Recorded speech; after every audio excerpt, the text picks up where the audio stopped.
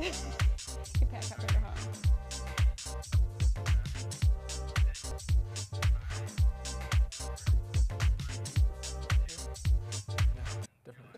Hi everybody, and welcome to the first ever installment of Griffin Insiders. I'm your host, Claire Dirrigl, joined today by editors of the Griffin, Kevin Daley and Aidan Ryan, and USA Executive Vice President Anthony Kroese. Thank you so much for joining us, and we're really excited to have you here. Oh, thanks. Your hair has extra volume tonight. Wow, that's so great. Thank you. Did I what? Are you using a new conditioner? Actually, it's my turn to ask the question, so we're going to jump to a new segment, but thank you for your compliments. One of the reasons that we have you here is for our first story. Donald Trump was in Buffalo on Friday to talk to guests of the Erie County Republican Committee. Griffin Insiders star reporter Kyle Ferraro was there to get a closer look. So let's take a look too. Kyle Ferraro reporting for Griffin Insiders here from Salvatore's Italian Gardens, where, of course, Donald Trump just spoke for the Erie County Republican Committee about the chances that he may run for governor of New York State. Now, people that I talk to think it's a little bit more than 50-50. They don't think it sounded like a stump speech, and we'll get to that later. But Trump touched on a lot of issues important to voters in Western New York. Of course, the biggest one was the SAFE Act. We saw people lined up outside in protest, people calling it the Unsafe Act, a term Trump himself used. His use of that term got the loudest applause of anything else he said during his speech, which we're going to get to right now. When Governor Cuomo is elected, he's going to take away your guns. I mean, the SAFE Act is just the beginning. The SAFE Act is a disaster, but I'm a huge Second Amendment person. The SAFE Act is just a very This is a pretty heavy pro-Second Amendment crowd, absolutely. Especially when you were here, there was a lot of Unsafe Act signs, and the scope people were here. We're here to support Donald Trump. Hopefully we can get him to run for governor. He shares our core values, I think. Can straighten the state out, hopefully, so that our kids and our grandkids can afford to live here, have jobs, and not have to move away. I love this state. It's called the Empire State, but it's really not the Empire State anymore. People are fleeing. It's the #1 state in the United States for fleeing. I call it the fleers. They're leaving. There's an exodus. Your children are leaving. Your grandchildren are leaving.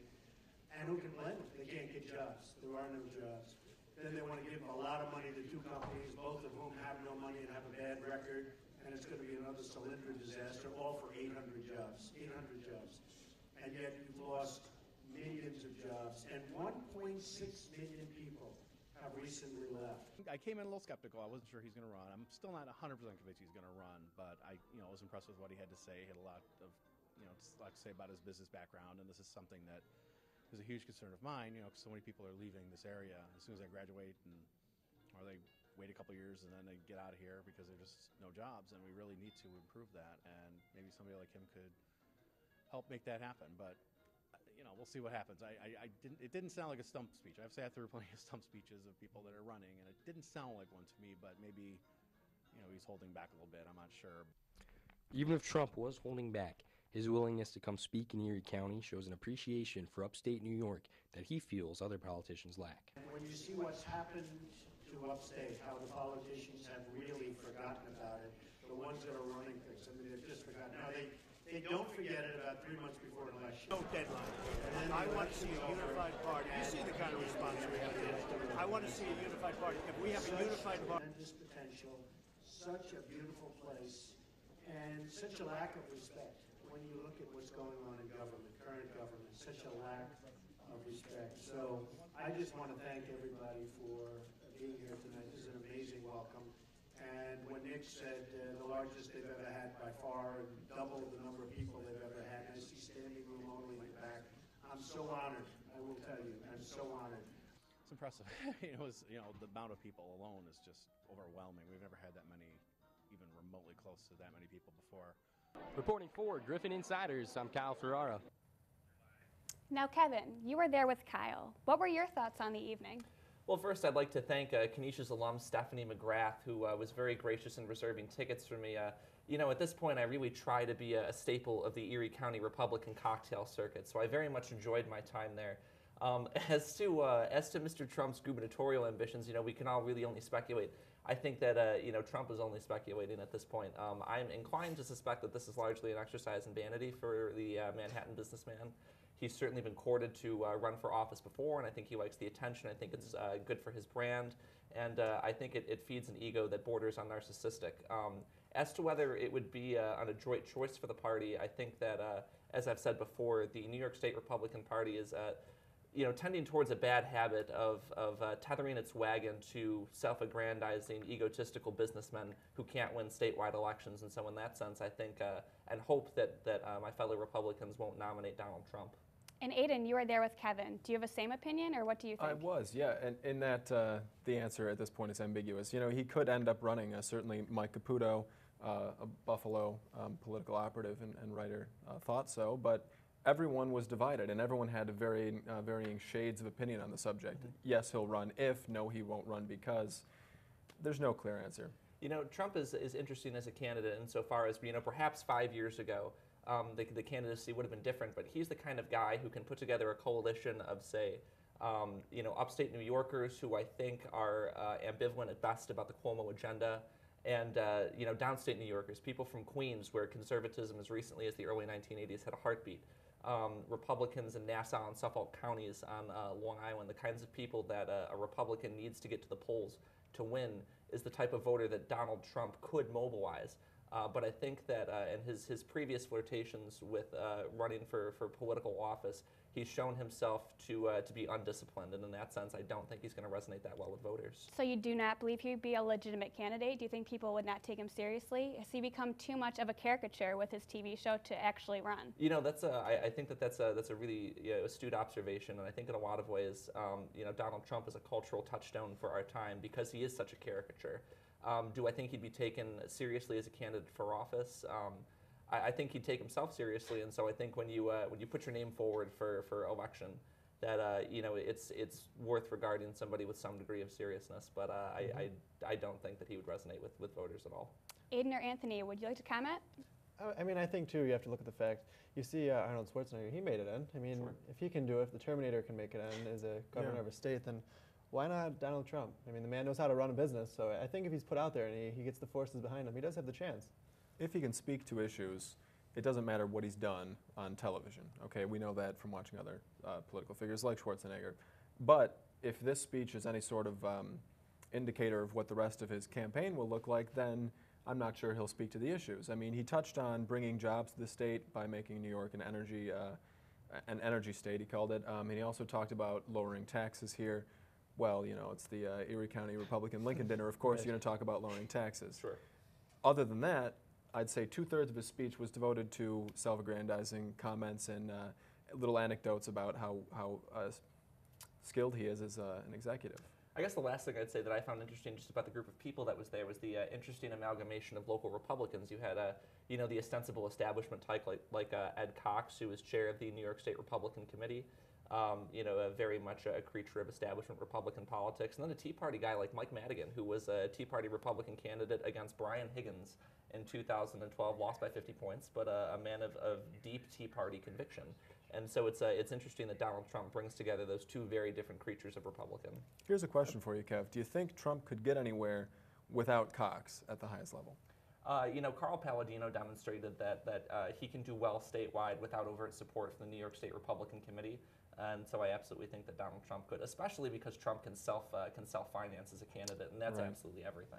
I'm going to interrupt for a minute. Do you think that someone our age, a college student, would find Trump to be someone who they would vote for, or do you think that there's just no chance for him? I mean, I think that can go either way. I think you do have those highly motivated college students that see him as a very successful businessman, and at this age, many students, they do feel that they want to get there, and that's where they want to be. So having someone like Donald Trump at the helm could do that for them. Especially at this point in higher education, too, there is no college student type.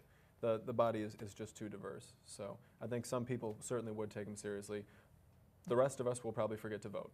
That's entirely true. A lot of people aren't too interested, so will having a famous face in the race encourage more people to vote, do you think, or will turnout be the same if he were to run? I mean, turnout is always lower in off-year elections, that is to say elections that aren't presidential elections, and I think that generally speaking that would hold true.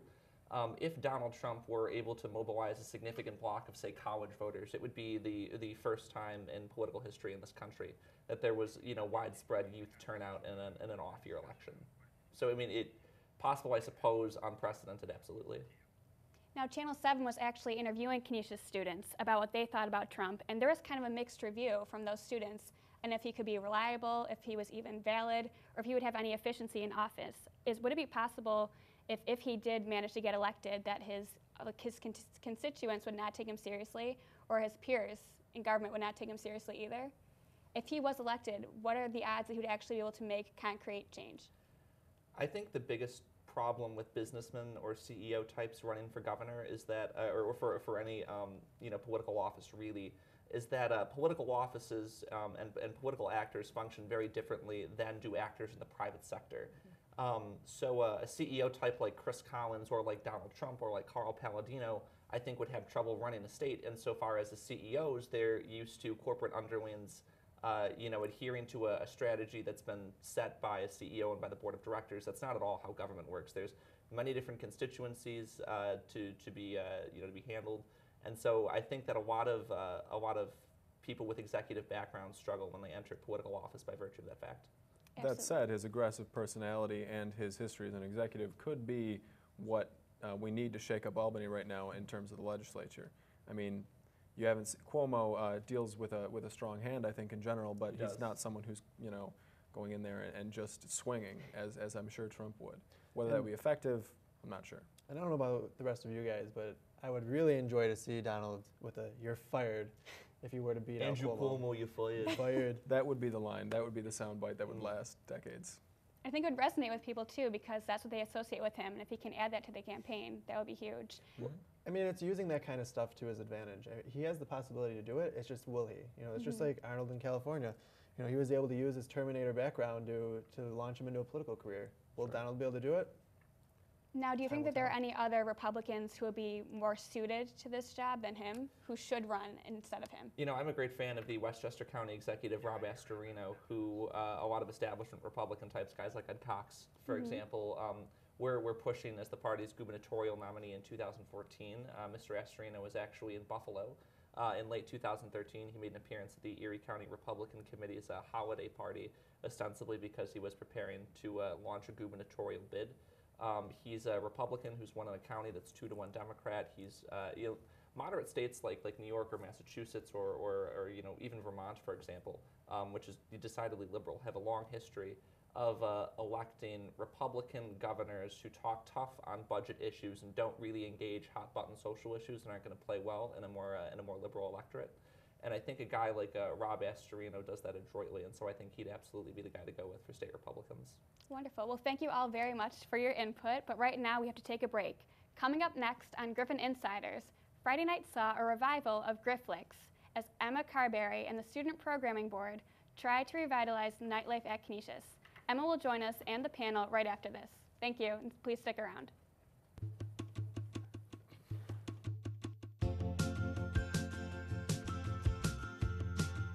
There was one day that we had just done the cardiovascular unit, in class that day. And then right after class, I went over to the Vascular Institute, volunteered, put the scrubs on. And one of the doctors asked me if I wanted to see an open heart surgery. And so I said, yeah, really? Sure.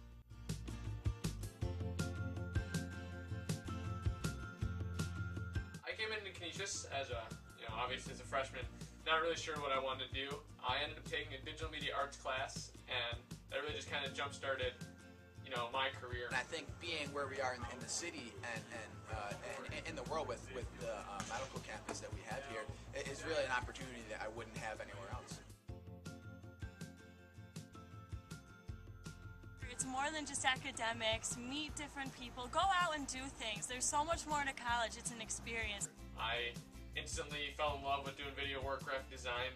I started pursuing more and more opportunities in the school, whether it was doing admissions videos on the sides. I did a couple videos for alumni relations, the president of the college, and then I actually got noticed last year, and they sent me over to the Philippines to create a feature-length documentary. I lived with the host family while I took classes in Spanish with Spanish professors at the University of Oviedo, and I was a Spaniard for a semester, and it was the best decision I made as a college student.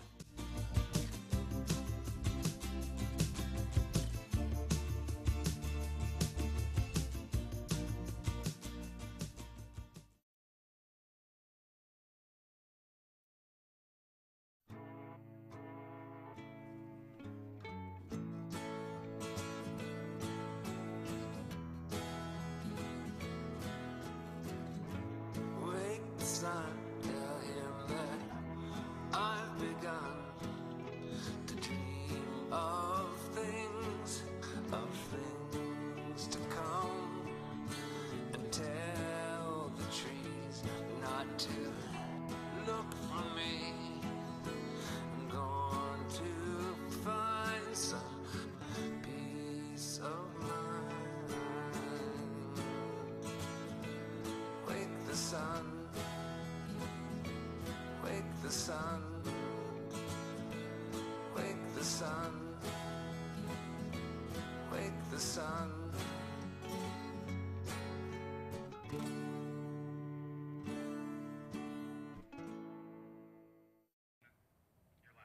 Welcome back, everyone. We're joined again by Anthony and Aidan, and we're also joined by Emma Carberry.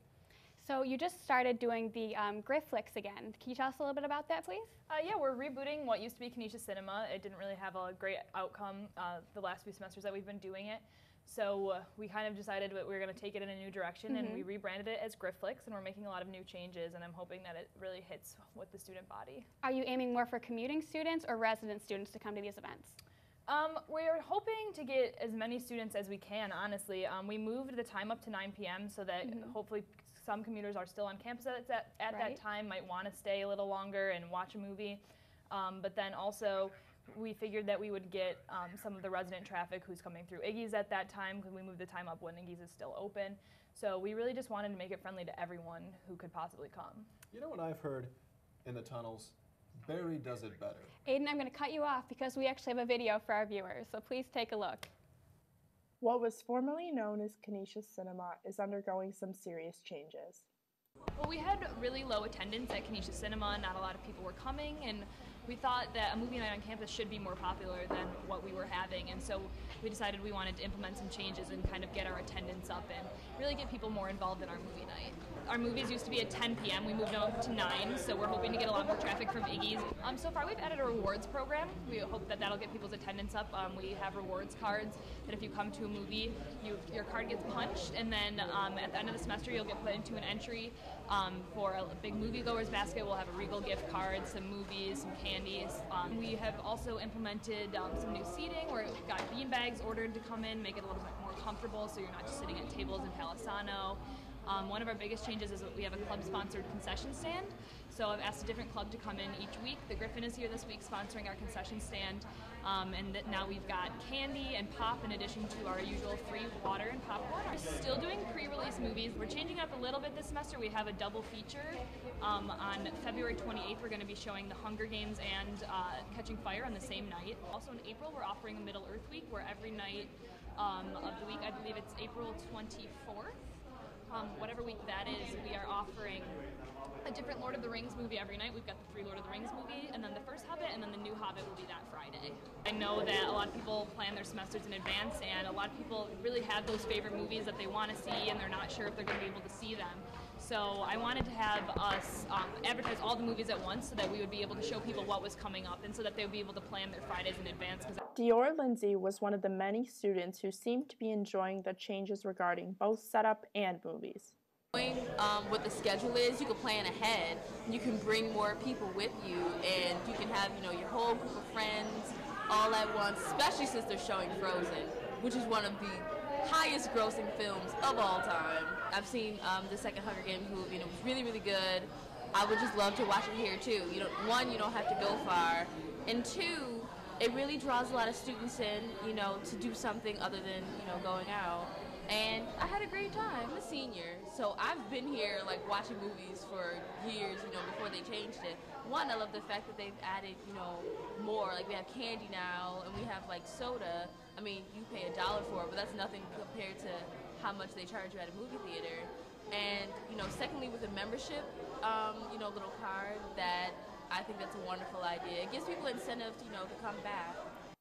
As for finances, we're completely funded by USA. USA sponsors us. So right now, the only things that have cost us anything are the concession stand. And really, USA isn't making any money on that. It's all the clubs. What's happening is that the clubs will keep the net profit of whatever they sell. So USA makes back the money that we spent, and then the net profit of it will be given to whatever club is sponsoring it. So it's basically just a club fundraiser. So with changes in seating, concessions, advertising, and time, Griff Flix is most certainly looking up. We're going to try a lot of new things this semester and see what really is effective for increasing our attendance. So Barry does it better. Tell me, does she? Do you? And why? Well, I've never identified myself as Barry, so that's a new term of endearment from you. But I wouldn't say that Barry does it better. I would say that a team of people who is driven to put on a better program for the college together can make something better for the school, and I think that that's what we're doing with Flix, and I'm not going to take complete ownership for it. Anthony's helped me a lot. USA has helped me. SPB has helped me. Connie Polari has helped me. There's a team of people who are putting this together and doing it as a group and who really want to see better programming on campus and who want to see better attendance at events. And I think that team of people does it better. I wouldn't give myself full credit for that. I think that really speaks to the Canisius spirit, not taking ownership. Can you tell me, have you been satisfied so far with attendance? I mean, we've only done 2 movies so far this semester, and we really rolled out a lot of our big changes at the Dallas Buyers Club movie, and I have been satisfied with attendance so far. I know that we can still definitely do better, but I think that some people are starting to recognize the changes, and I think that our advertisement in the tunnels of having all this movies on one poster is really drawing a lot of attention. I've heard people talking about our Middle Earth Week event in the tunnels a lot. I know people are getting excited for that, and we've also got a Hunger Games double feature coming up in a couple weeks. I think people are really starting to buzz about that. So I think that as the semester goes on, we'll really start to get better attendance.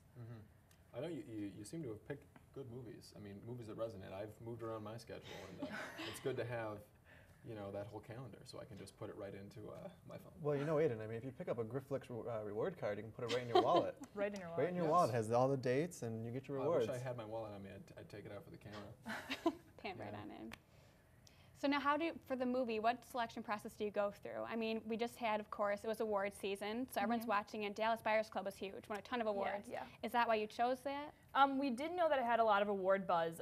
We keep trying to do pre-release movies so that we can get movies to campus before they're out on DVD, but we like to pick those blockbusters that we really think are going to draw people in, and like we said, Dallas Buyers Club did have a lot of buzz. It's kind of awkward. You have to kind of work around with which movies are going to be released to colleges. So we had a lot of difficulty actually trying to fit movies into our schedule that were going to be released at that time. But I think that we ended up doing some really cool things by taking the new release movies like The Hunger Games Catching Fire and The New Desolation of Smaug and making them into bigger events for the people on campus. And we've got Frozen coming March 28th, so I think that's going to be a huge hit. I think we'll all be there. Well, speaking of attendance issues, Aidan, you had just written an editorial for the Griffin about campus life and events at night and how that's declining. What do you think about how the movies tie into this, and do you see any relationship? I do see a relationship. As Emma said, I second that opinion. It's too early to tell what kind of effect Flix will have on campus nightlife, I think. But in general, we can do better. We have no late night food options. We don't have a ton of late night programming. Griffin's After Dark is terrible attendance. But I think it's an interesting topic, especially because you seem to be sort of at a vanguard of change, and at a bigger groundswell of change that's going to be coming after this. I mean, no one really knows what this is going to entail yet, but Residence Life is looking at changing programming completely.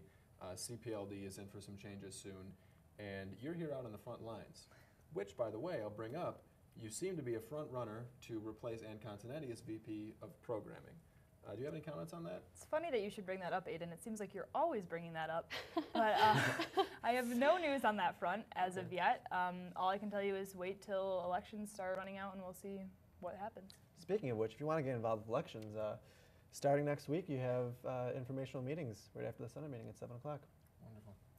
Well, I think at least I'll rest assured that whether or not you're VP of Programming, you'll take an active role. Definitely. Your role won't diminish. So, as you're going to be taking an active role and as things are going to be changing, what do you envision?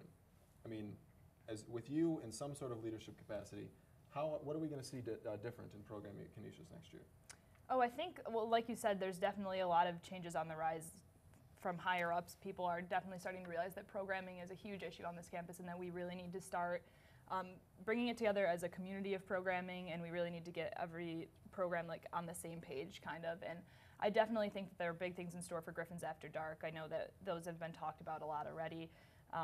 I think that, as cheesy as it is, the best way to put where I want to see programming going is the SPB slogan, plan bigger, party better. I think that's what I want to bring to campus. I want that slogan to really resonate. I don't want people to question why that is our slogan. I want them to recognize that as our identity, as our brand, as who we are as SPB, is to bring those bigger programs to Canisius and to bring our attendance up and really get people involved on campus. And you just had your big Build-A-Bear night, which was a huge success. How many students roughly attended that, do you know? I don't even know. It was hundreds. I was not part of the ticket-taking of the event. I was running around doing social media and stuff, but we definitely had hundreds of people there, and all I can say is God bless Meg Cook. She completely revamped that event and really got the line down and brought people into the cafeteria. We brought Gary Johnson in to keep people's spirits up.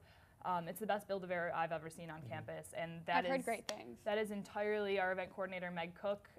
She did a great job, and she's the one in charge of SpringFest this year, so all I can say is we've got great things coming down the line for that. programming, do you think you need more big events like Build-A-Bear Night, or do you think that the Griff Flix are going to help kind of, I don't know, ease people in between the events? Which one is the key to getting people to come to campus at night? It's tricky. I definitely think Aidan's definitely onto something with we need some littler programs thrown in every once in a while. We need more night programs. We need food at night. People love food on campus. I think it's definitely a balance issue. It's those hard-hitting big events, but you need to have something scattered in to keep people going, like you said, and to keep people hanging on. And then you can advertise your bigger events at your littler events and be like, here's what we have coming down for you. Well, I think one of the biggest events on campus, and we're already looking forward to it, it's the second semester, SpringFest. Can you give us any little hints about what's in store for that? Oh my gosh, I don't know if I'm allowed to. Nothing small. We do have a theme selected already. I don't know if I'm allowed to share it. I don't think I'm not gonna. I've heard the theme. What about entertainment or food? I mean, the food's huge for me. Oh, we're gonna have the same kind of food. All of our regular food. I don't know if Meg's gonna be okay with me telling people this stuff. We'll edit it out. We're sorry, just kidding. You're stuck with us. We're gonna have our fried dough as usual, our ice cream, our pizza, all of the usual things. One of the things that we are adding is kettle corn this year. That was a big hit at Fall Fest, so we're gonna bring that back to SpringFest. So I heard that that's on the menu. Question for you: are you going to exert pressure on Senate to bring the Wire in as DJs? With Pat Clancy taking point there? Meg Cook has been in discussions with Wire about bringing them in. We would love to work with the Wire for SpringFest. We just need to figure out if they have the capacity for the event. That's the only issue, honestly, but we would definitely love to work with the Wire. Yeah, I think they lack about $200 from USA currently to purchase the speakers that they would need to satisfy your needs there for that space. And those speakers are definitely going to, can't be the Wire without a good set of speakers. That's true. Well, thank you so much for joining us, but unfortunately, we are out of time tonight on the Griffin Insider. Thank you so much for joining us for our first show. I'm Claire Dirrigl. Aidan Ryan. Anthony Kroese. I'm Emma Carberry. And hopefully we'll see you next week. Barry does it better. Thank you very much.